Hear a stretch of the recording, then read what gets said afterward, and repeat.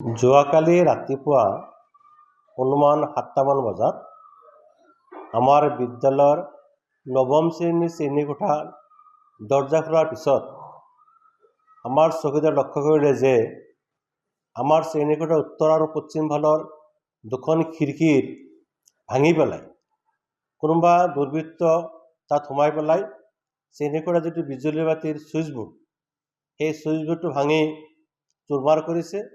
লগত ceiling fan যিকেইটা আছিল গোটেইকেইটা চিলিং ফেন যিটো পাংখা থাকে পাংখাখিনি ভাঙি সিহঁতে চুৰমাৰ কৰিছে। আৰু সেই মজিয়াত ইউৰিয়াজাতীয় যি নিচাজাতীয় দ্ৰব্য আছে সেই দ্ৰব্যবোৰ আমাৰ শ্ৰেণীকোঠাত পৰি থকা সিহঁতে প্ৰত্যক্ষ কৰিছে। তাৰপিছত মই শ্ৰেণীকোঠালৈ গ'লোঁ।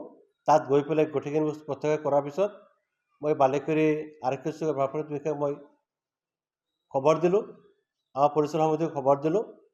খবৰ পোৱাৰ পিছত বালিকুৰি আৰক্ষী চৌকীৰ ভাৰপ্ৰাপ্ত বিষয়াজনগৰাকী আহিল।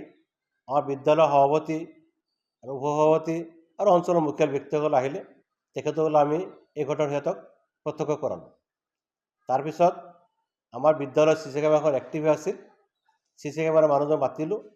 তেওঁ আহি পেলাই চি চি কেমেৰাটোৰ যিটো ফুটেজ সেইটো পৰীক্ষা কৰি দেখিলে যে যোৱা পৰহি ৰাতিপুৱা অনুমান 10টামান বজাত তিনিজন ল'ৰা ৰাতিপুৱা দিনৰ 10টামান বজাত তিনিজন আমাৰ বিদ্যালয়ৰ প্ৰাক্তন ছাত্ৰ বিদ্যালয়ৰ সেই উত্তৰ ফালৰ কৰিডৰেদি সোমাই পেলাই সিফালে সোমাই গৈছে। আৰু দুপৰীয়া 2টামান বজাত আন দুজন ল'ৰা উত্তৰতে সোমাই গৈ পেলাই উত্তৰ ফালৰ খিৰিকীটো ভাঙি সোমাই যোৱা দেখা যায়। আৰু 1 ঘণ্টামানৰ পিছত সেই খিৰিকীদি ওলাই অহাটো দেখা যায়, চি চি কেমেৰাৰ ফুটেজত দেখা যায়। আৰু সেইমতে আমি ইতিমধ্যে পুলিচক জনাইছিলোঁ আৰু পুলিচে সেইমতে ব্যৱস্থা লোৱাৰ কাৰণে পুলিচক আহ্বান জনাইছোঁ। গোটেই 5জনে চিনাক্ত হৈছে। এই 5জনৰ এজন হ'ল শহীদুল ইছলাম, তেওঁৰ ঘৰ চানপুৰ, তেওঁ কেইবছৰ আগতে আমাৰ ইয়াৰ পাছ কৰি গৈছে। আনজন হ'ল আমাৰ মকিবুল ইছলাম, দেউতাৰ নাম হাইদৰ আলী, বালিকুৰি বজাৰত ঘৰ, আমাৰ বিদ্যালয়ৰ প্ৰাক্তন ছাত্ৰ। আনজন মিজানুৰ ৰহমান, দেউতাৰ নাম সুৰণ আলী, তেওঁৰ ঘৰটো হ'ল বালিকুৰি NC গাঁও। আৰু যিটো শ্ৰেণীকোঠাত যে সোমাইছিল খিৰিকী ভাঙি তাৰ দুজন ছাদ্দাম হুছেইন, দেউতাৰ নাম মুতালেব আলী, বালিকুৰি K। আনজন হ'ল বকুল চুলতান, দেউতাৰ নাম মুছলিম উদ্দিন খান ৰুবি। ইতিমধ্যে 2জনক পুলিচে কৰায়ত্ব কৰিছে, বাকী 3জন কৰায়ত্ব কৰিব সক্ষম হোৱা নাই বুলি আমি গম পাইছোঁ। সামগ্ৰী আমাৰ তেওঁলোক পুলিচে ইনভেষ্টিগেশ্যন চলি আছে। পুলিচে এই বিষয়ে আমাক একো জনোৱা নাই, তেওঁলোক ইনভেষ্টিগেশ্যন চলাই আছে। পুলিচক এই বিষয়ে আজি নহয়, আজি বহুত দিনৰ পৰাই আমাৰ বিদ্যালয়ৰ তেনেকুৱা ফেনৰ যিটো চিলিং ফেনৰ যিটো ভাঙা এইটো বহুত আগৰ পৰা চলি আছে। মাজে মাজে স্কুলৰ ভিতৰত চিলিং ফেন ভাঙে, টেবুলৰ হেড চুৰি লৈ যায়, টেবুলৰ হেড ভাঙে। আমাৰ প্ৰাথমিক বিদ্যালয়ৰ যিটো কেম্পাছটো অলপ বাহিৰত, তাতে ৰাতি আহি পেলাই সিহঁতে লেট্ৰিন কৰে আৰু নিচাজাতীয় দ্ৰব্য খাই পেলাই থৈ যায়। এই কথা ইয়াৰ আগৰ পৰা মই পুলিচক অৱগত কৰি আছোঁ, আমাৰ কমিটি অৱগত কৰি আছোঁ, কোনো ধৰণৰ একশ্যন হোৱা নাই। সেইটো কাৰণে যোৱাকালি আমি CC ফুটেজ ওলাই পেলাই এই মানুহক আমি চিনাক্ত কৰিব পাৰিছোঁ। নিশ্চয় সন্দেহ এইকেইজনৰ লগত আৰু মানুহ থাকিব পাৰে, এইকেইজন থকা বুলি আমাৰ সন্দেহ হয়।